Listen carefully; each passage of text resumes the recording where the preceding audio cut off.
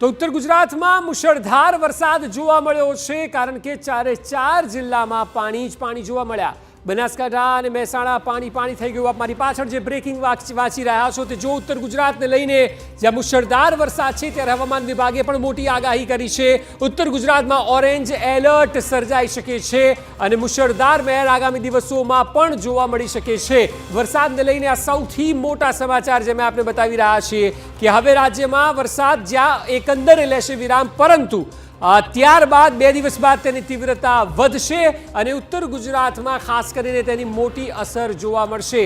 અમદાવાદ અને ગાંધીનગરમાં પણ સામાન્ય વરસાદની પૂરેપૂરી શક્યતાઓ સેવવામાં આવી રહી છે, ત્યારે પાટણના ચાણસ્માના ઇટોદા ગામની સીમમાં પણ પાણી ઘૂસ્યા છે અને બનાસકાંઠાના ડીસામાં પણ વરસાદથી મુશ્કેલી જોવા મળી રહી છે। એટલે આજના દિવસના સૌથી મહત્વના સમાચાર અમે આપને જે બતાવી રહ્યા છે, જે મુજબ ઉત્તર ગુજરાતમાં ભારે આગામી 48 કલાક રહેશે।